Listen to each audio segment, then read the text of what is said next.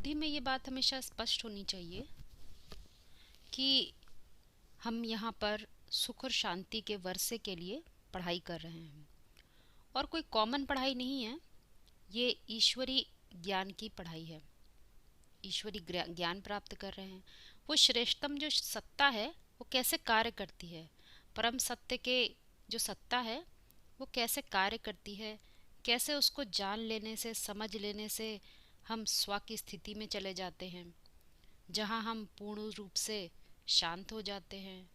हमारी मनोदशा हलचल में नहीं आती, हम पूर्ण रूप से संतुष्ट हो जाते हैं, कोई कामना नहीं रह जाती। तो ईश्वरी वर्षे की बात हमेशा बुद्धि में होनी चाहिए, क्योंकि मुरलियों के जितने भी महावाक्य हैं वो इशारा ही करते हैं अपनी अवस्था बनाने के लिए। तो जब तक हम चित्रों का मात्र विजुअलाइजेशन कर रहे हैं, उनकी हमारे अंदर कोई स्पष्ट प्लानिंग नहीं है कि कैसे नई दुनिया आएगी, कोई एक्यूरेट नक्शा नहीं है, तब तक हम सिर्फ और सिर्फ भक्ति मार्ग में ही हैं।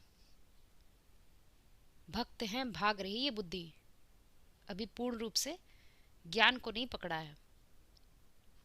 ज्ञान मतलब ये जानकारी, परंतु कैसी जानकारी? सार रूप की जानकारी, विस्तार की नहीं जानकारी, सार की ज्ञान, सार की जानकारी। स्वर्ग ही मान लीजिए, एक उदाहरण लेते हैं। स्वर्ग जैसे कहा गया, तो स्वर्ग बहुत सारे लोगों के इकट्ठा हो जाने से स्वर्ग स्व की स्थिति, शांति की स्थिति बन जाए, ऐसा मुरलियों में कहीं भी नहीं इशारा दिया गया है। समझाया गया है तुम बच्चे शांति की अवस्था को, वो जो सूक्ष्म अवस्था है, उसको मनन चिंतन से अपने अंदर उतार सकते हो। नरक के बीच स्व की स्थिति बना सकते हो। पूर्ण रूप से यह ज्ञान स्थिति की बात है, क्योंकि स्थान, समय, वायुमंडल तो बाद की बात होती है, पहले स्थिति बदलती है। स्थान, समय, वायुमंडल तो स्थिति के आधार पर चलते हैं। ये बात मुरलियों में अनेकों जगह इशारे दिए गए हैं। इसीलिए महावाक्यों में कहा गया है कि एक मूर्ति से काम नहीं होता, मात्र ब्रह्मापुरी जैसी स्टेज ऑफ माइंड में पहुंच जाने से जो परम सत्य का पूर्ण कल्याणकारी ज्ञान है वो नहीं प्रत्यक्ष हो पाता। उसके लिए तुम्हें और ऊंचा उठना होता है। ब्रह्मापुरी से कहाँ पहुंचना होता है? तो नाम दिया है उसको शंकरपुरी। शंकरपुरी के लिए महावाक्यों में बहुत सारे इशारे दिए गए हैं, क्योंकि जैसे जैसे स्थिति ऊंची होती है तो मनुष्य की जो सोचने समझने की शक्ति होती है वो पिछली अवस्था से बहुत तीव्र हो जाती है और उसका दृष्टिकोण भी बहुत बदल जाता है। वही वाक्य जो हम ब्रह्मापुरी की अवस्था में पढ़ते हैं, जानते हैं, वाक्य वही होते हैं, परंतु तब हमने जो समझा था और शंकरपुरी की अवस्था में जो बात समझी जाती है वो पूर्णतः भिन्न होते हैं। मन की दो प्रकार की अवस्थाएं भी मुरलियों में समझाई जाती हैं। मन एक तरह से नहीं कार्य करता, एक इस जगत में कार्य करता है, इस जगत में संसार का निर्माण करता है, विस्तार करता है, जिसको अधोमुखी मन की अवस्था बताई गई है। मन तो है, परंतु उसका मुख किसकी तरफ है? पूर्ण रूप से सत्य की तरफ मुख नहीं है, मुख है दुनिया की तरफ। अभी भी संकल्पों से वो पुरानी दुनिया में पुरानी सृष्टि में ही संकल्पों का बीजारोपण कर रहा है। तो मन की ऐसी अवस्था को हम अधोमुखी कहते हैं। और जब वही मन ज्ञान की परिपक्वता से एकाग्रता ग्रहण कर लेता है तो वह धीरे धीरे ऊंचा उठता है, या कहें एकाग्र होता है। या मुरलियों में इस बात को समझाने के लिए बीज रूप अवस्था बताई गई है। पहले बीज रूप अवस्था नहीं होती है। पहले कैसी अवस्था है? पहले विस्तारवादी मन है और फिर सारवादी हो जाता है। शंकरपुरी को समझने के लिए जिस मूर्ति का नाम बताया गया है उसको राम बाप भी कहते हैं, प्रजापिता कहते हैं, शंकर कहते हैं। नाम अनेक हो सकते हैं, परंतु उनके जो अर्थ हैं वह वास्तव में एक चरित्र की तरफ इशारा करते हैं। वह चरित्र कैसा होगा, उसका कर्तव्य क्या होगा, हमें पूर्ण रूप से उसी पर ध्यान देना चाहिए, क्योंकि नाम जो है वो सब काम के आधार पर होते हैं, कर्तव्यों के आधार पर होते हैं। इसी का आधार लेते हुए मुरलियों में बताया गया है कि राम और कृष्ण की आत्माएं षष्ठी रूपी रंगमंच के मुख्य पाठधारी हैं। पाठधारी अर्थात पाठ को धारण करने वाले। कैसे पाठ? कौन से पाठ को धारण करने वाले? तो राम और कृष्ण की व्याख्या दी गई है। राम का अर्थ है रम्यते योगिनो यस्मिनिति रामः, अर्थात ऐसी स्टेज ऑफ माइंड जिसमें बुद्धि मात्र परम सत्य में ही रमण करती है। एक योगी की अवस्था है यह, अयोगी की नहीं, योगी की, जिसकी मानसिक अवस्था ऊंची है, क्योंकि वो असत्य को नहीं पकड़ती है, सत्य को पकड़ती है। व्यक्त दुनिया को देखते हुए भी वह अव्यक्त को पकड़ती है। ऐसी स्थिति, ऐसी स्टेट ऑफ माइंड को कैसे बताया जाए?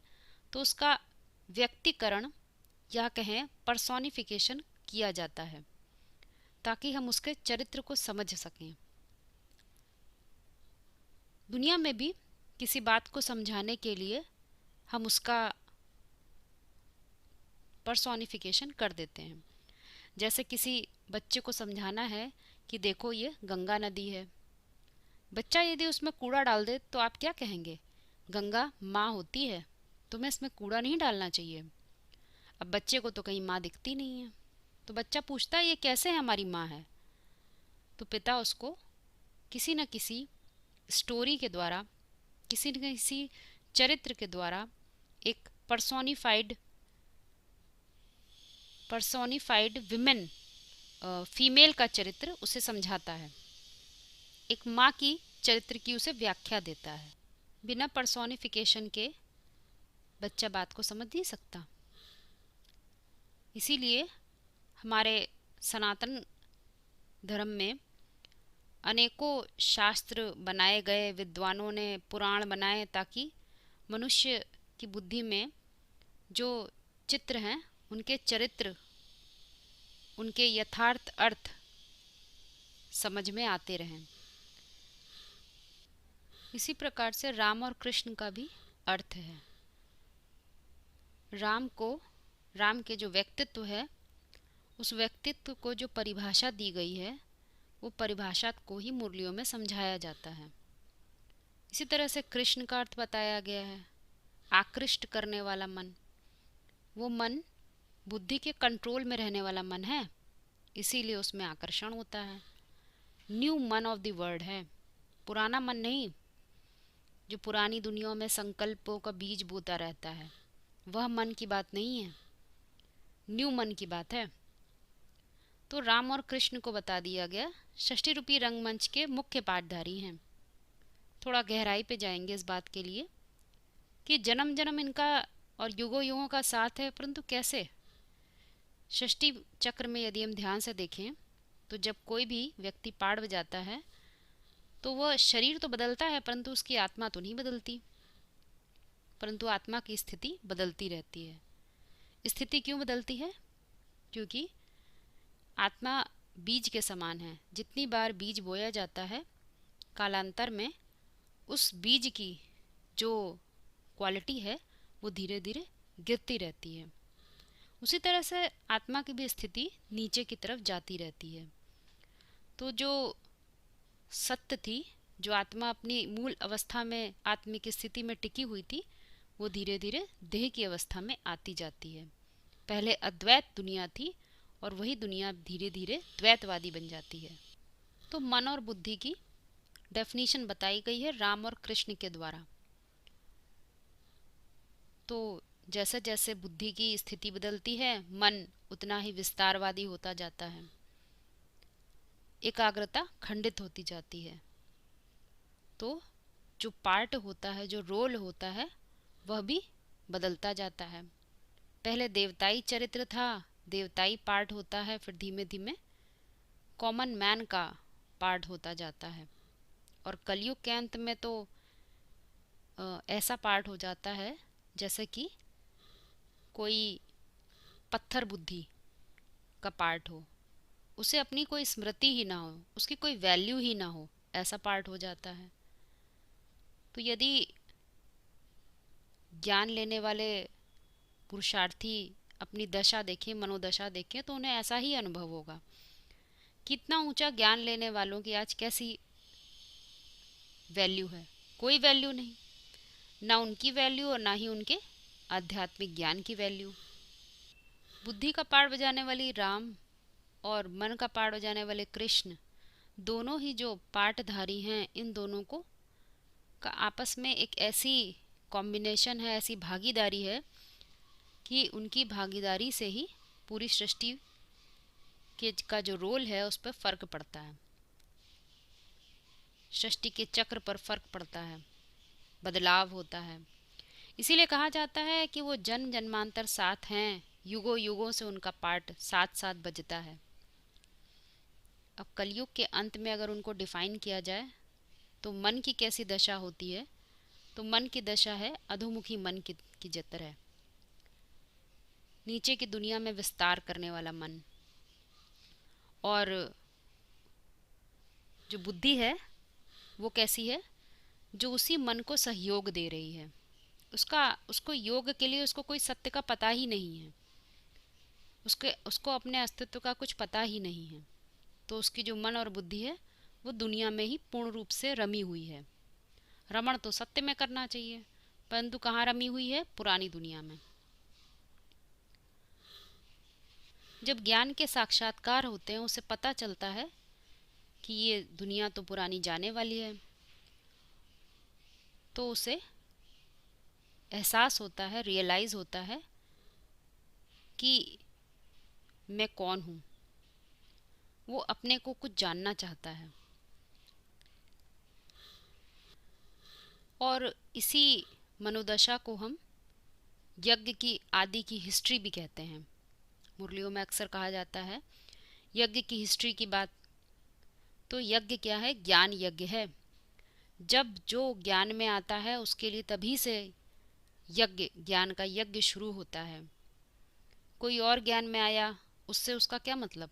कोई मतलब नहीं होता है। विशेषकर से प्रत्येक बीज रूप आत्मा अपने लिए एक बीज के समान है, उसको अपनी मनोदशा पर ध्यान देना चाहिए। क्योंकि ज्ञान का जो यज्ञ है उसका नाम क्या है? रुद्र ज्ञान यज्ञ। रुद्र मतलब रौद्र रूप धारण करने वाला। तो प्रत्येक आत्मा अपने लिए बीज है, उसके लिए रौद्र रूप कोई दूसरा धारण करेगा कि वो जो ज्ञान है वह उसके लिए खुद ही रौद्र रूप है। भक्ति मार्ग में हम चित्रों का, गीत का, म्यूजिक का आधार लेते हैं, साधनों के आधार पर साधना करते हैं, वो भक्ति मार्ग होता है। यदि अब भी हमारी बुद्धि सत्य की जो अनलिमिटेड नॉलेज है, जो ज्ञान सागर का ज्ञान है, उस पर अभी इतनी टिकी नहीं है, एकाग्र नहीं है, तो हमें म्यूजिक की आवश्यकता पड़ेगी, अर्थात साधनों की आवश्यकता पड़ेगी। तब जबकि मुरलियों में ये बार बार कहा जाता है कि तुम्हारी साधना कैसी होनी चाहिए, जिसमें तुम्हें कोई साधन की आवश्यकता ना पड़े। बिना साधनों की तुम्हें साधन करना आना चाहिए, क्योंकि अंत में ये साधन नहीं रह जाएंगे। ये बातें इसलिए समझाई जाती हैं कि हमें बुद्धि से इतना एकाग्र होना है, इतना ज्ञान तुम्हारे समझ में आ जाए, तुम्हारे रग रग में आ जाए कि जो परम सत्य है वो प्रत्यक्ष हो जाए तुम्हारे लिए। ये जड़ आंखों के सामने तो प्रत्यक्ष नहीं होने वाला है। प्रत्यक्ष कहाँ होगा? तुम्हारे बुद्धि रूपी पात्र में वो प्रत्यक्ष हो जाए, तभी कहेंगे ज्ञान जैसे कि प्रत्यक्ष हो गया। खुली आंखों का साक्षात्कार है वो ज्ञानी के लिए होता है। उसकी बुद्धि भागेगी नहीं, एकाग्र चित्त हो जाएगी, ठहर जाएगी, क्योंकि उसको शांति धाम जानने के लिए कोई मेडिटेशन की आवश्यकता नहीं होगी। वो शांति धाम को इसी सृष्टि पर, उस अवस्था को इसी दुनिया में, इसी नरक के दुनिया में रहते रहते उतार लेगा। तीसरे नेत्र का साक्षात्कार ज्ञानियों का विषय है, भक्तों का नहीं। भक्त की बुद्धि भाग रही है, निश्चयात्मक नहीं है अभी, तो एकाग्र भी नहीं है। एकाग्र होने के लिए अभी उसे साधनों की आवश्यकता पड़ रही है, वो भी आर्टिफिशियल साधन। यदि आत्मा याद नहीं हो आती तो बिंदी लगा लेते हैं, तो शायद आत्मा याद आ जाए। याद उसे भूला उसे जाता है जो हम नहीं होते हैं, और याद उसे किया जाता है जो जो हम बन सकते हैं या बनने वाले हैं भविष्य में। या हमें अंदर अंदर ये रियलाइज़ होता है कि नहीं, हमारे अंदर ये गुण धर्म है, हम वास्तव में ऐसे ही हैं। वो बात स्मृति में लाई जाती है। वास्तव में ये पूरा ही ज्ञान आध्यात्मिक ज्ञान है, सेल्फ रियलाइजेशन का ज्ञान है। इसमें कोई कर्म कांड की आवश्यकता नहीं है, इसमें कोई मात्र ऑर्गेनाइजेशन बना लेने से कुछ नहीं होना है। खुद को ऑर्गेनाइज करना है, खुद को इतना एकाग्र बुद्धि करना है कि हम इस नरक की दुनिया में भी स्वस्थिति में टिक सकें। बंद आंखों के जो साक्षात्कार होते हैं उसके लिए मुरलियों में समझाया जाता है कि विष्णु चतुर्भुज का साक्षात्कार, पुरानी दुनिया के विनाश का साक्षात्कार और नई दुनिया अर्थात स्वर्ग का साक्षात्कार, ये साक्षात्कार तो होते हैं, परंतु बुद्धि में पूरी बात स्पष्ट नहीं होती कि पुरानी दुनिया जाएगी तो कैसी जाएगी। कोई इसका मॉडल या कहें इसका कोई एक्यूरेट प्लानिंग नक्शा बुद्धि में स्पष्ट नहीं होता। विष्णु चतुर्भुज रूप में कैसे आएगा ये बात भी इतनी स्पष्ट नहीं होती। बिल्डिंग बना लेने से तो विष्णु नहीं आ जाता। स्वर्ग कैसे आएगा? कोई श्री कृष्ण होगा तो कैसा होगा देखने में? 16 कला संपन्न तो बोल देते हैं, परंतु वो 16 कलाएं कैसी होंगी? कोई डांस करने, म्यूजिक बजा लेने को मात्र हम 16 कला में नहीं गिन सकते हैं। इसीलिए जब इस तरह के साक्षात्कार होते हैं तो कैसी स्थिति हो जाती है मनुष्य की, यह बताते हुए ये भी कहा जाता है मुरलियों में कि जब तक सृष्टि चक्र पूर्ण रूप से न बनाया जाए, न समझ में आ जाए, तो क्या होता है, व्यक्ति दीवारों पर गोले आदि निकालता रहेगा, परंतु बात समझ में नहीं आएगी। जैसे कोई बेबी बुद्धि हो जाए, ऐसी अवस्था हो जाती है। क्योंकि जो भविष्य का साक्षात्कार है वो होता तो एक्यूरेट है, परंतु वाक्यों के जो अर्थ हैं वो गहराई से ना समझ पाने के कारण उसके जो राज हैं वो नहीं स्पष्ट होते हैं। और यदि उन राज के बातों को कोई लौकिक गुरु से पूछा जाए तो उसे भी नहीं समझ में आएंगे कि तुम क्या कह रहे हो, कैसे स्वर्ग आ जाएगा। क्योंकि दुनिया तो अभी बहुत इतनी विस्तारित दिखाई देती है, इतनी विस्तारित दुनिया में तुम कैसे ये सीना ठोक के बात कह सकते हो कि स्वर्ग आने वाला है। तो व्यक्ति भी सोचने लग जाता है कि बात तो सही है, मुट्ठी भर लोगों से इतनी बड़ी दुनिया कैसे बदल जाएगी। तो उसकी बुद्धि निश्चयात्मक नहीं हो पाती, उसके पास कोई पर्टिकुलर नक्शा नहीं होता कि वो कह सके कि स्वर्ग आ जाएगा। तो जब तक भी ऐसी बुद्धि की स्थिति है तो क्या कहा जाएगा, अभी भक्ति मार्ग ही है, अभी पूर्ण रूप से ज्ञान मार्ग नहीं है। जिसके लिए मुरलियों में कहा जाता है कि शिव ही रौद्र रूप लेते हैं, शिव ही रुद्र का पाठ बजाते हैं, अर्थात परम सत्य ही रौद्र रूप में प्रत्यक्ष होता है बुद्धि में, कोई व्यक्ति नहीं प्रत्यक्ष हो सकता। इसीलिए मुरलियों में कह भी देते हैं कि कोई मनुष्य भगवान नहीं हो सकता। शिव का जो परम सत्य ज्ञान है वह तो बुद्धि में प्रत्यक्ष होता है, जब हम ब्रह्मापुरी की अवस्था में होते हैं तब भी प्रत्यक्ष होता है, परंतु पूर्ण रूप से प्रत्यक्ष नहीं हुआ। इसीलिए दूसरे पाठधारी की आवश्यकता पड़ती है, जिसको राम का नाम दे दिया गया है। रमण करो, अभी परम सत्य में रमण नहीं कर रहे हो। जब रमण करते हैं परम सत्य में, माँ अद्वैत सत्य में, द्वैतवादी सत्य नहीं, तब जो है जो समझ डेवलप होती है वो उत्कृष्ट समझ होती है। इसीलिए मुरलियों में इशारा भी दिया जाता है कि भागीदार की बात की जाती है कि उसकी योग्यता बुद्धिमत्ता से ही काम होता है, योग्यता और बुद्धिमत्ता, और अपने लिए ईमानदारी भी होनी चाहिए, बेईमानी नहीं कि बाहर कुछ और अंदर कुछ और।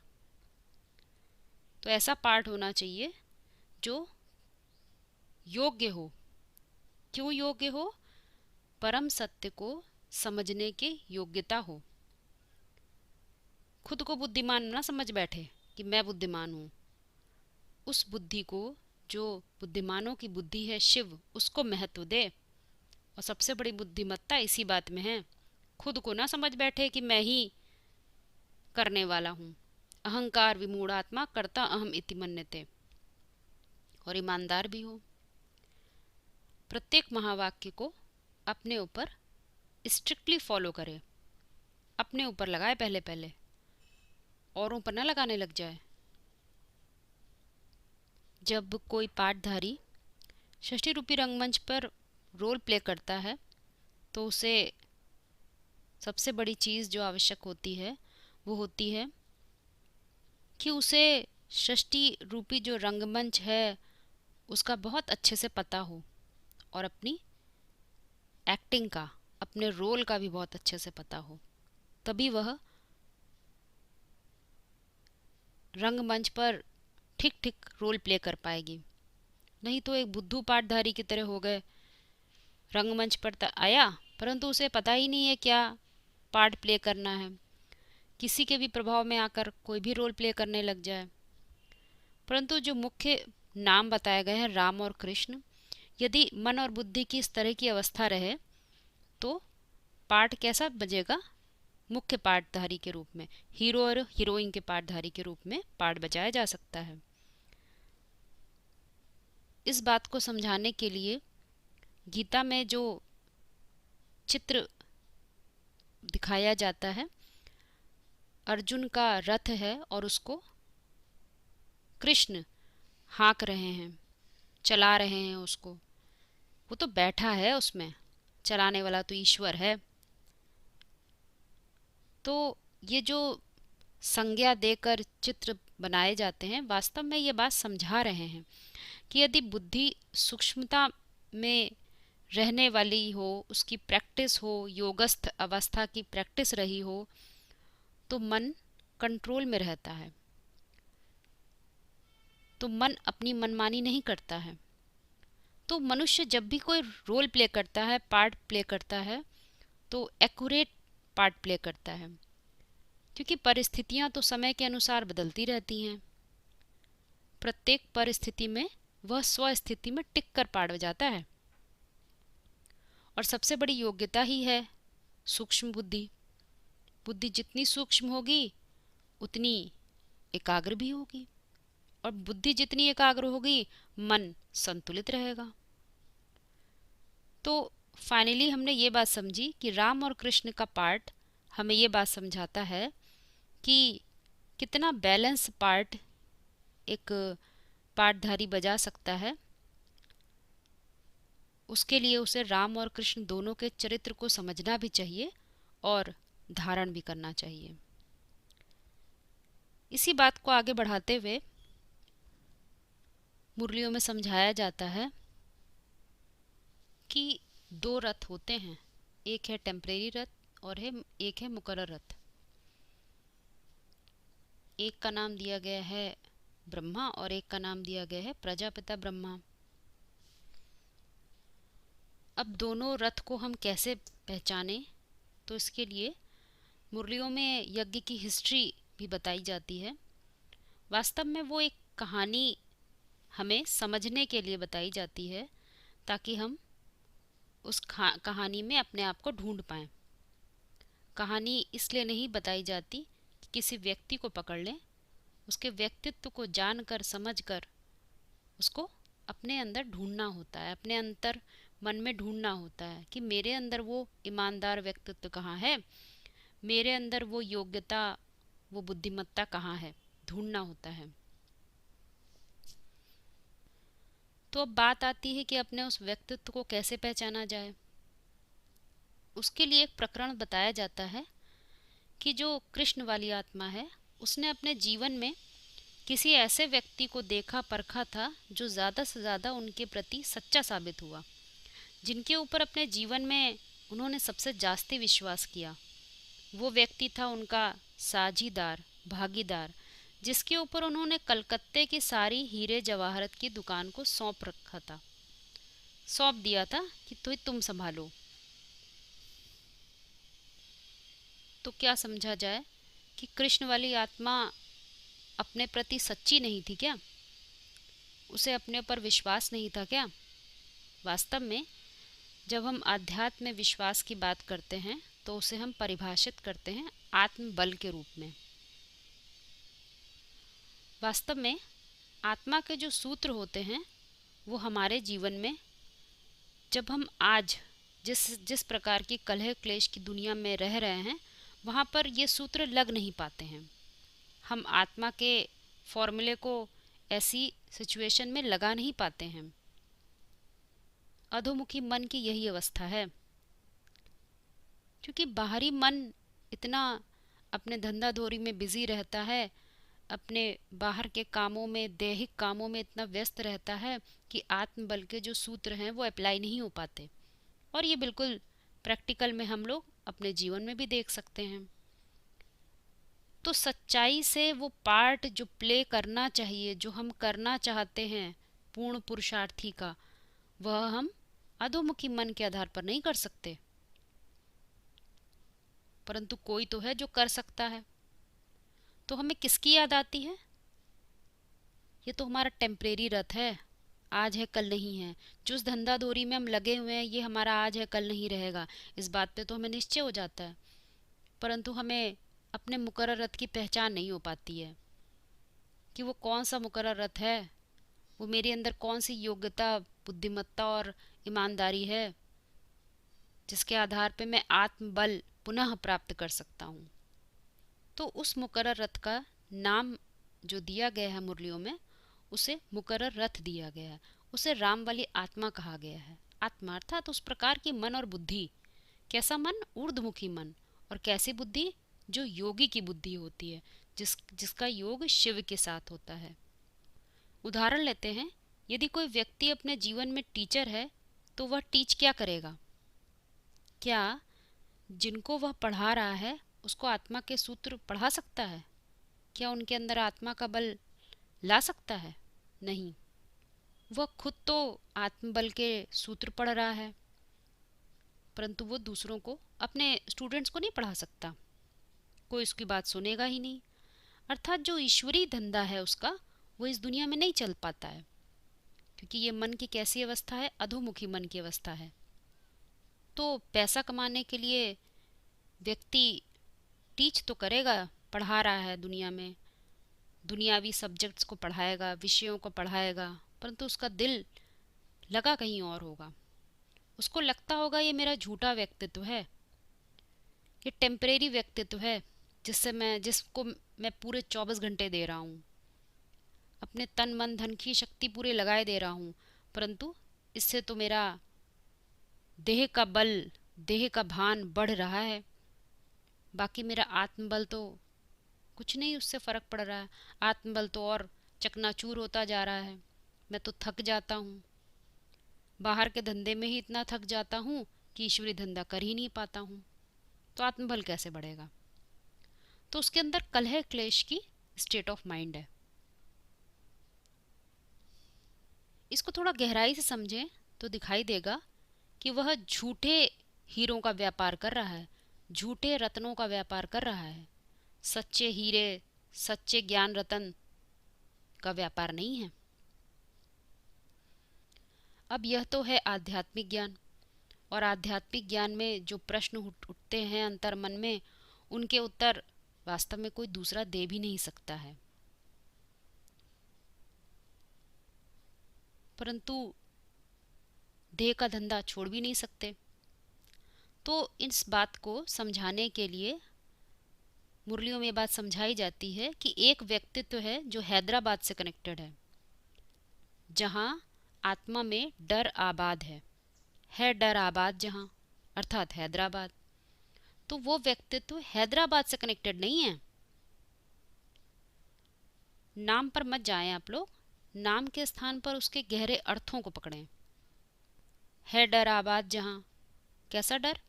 मेरा ये चला जाएगा, मेरा वो चला जाएगा, मेरा मेरा, ये डर है। तो ऐसी अवस्था को अधोमुखी मन की अवस्था बताई जाती है। और आत्मभान की स्टेज को समझने के लिए क्या इशारा दिया गया? भारत,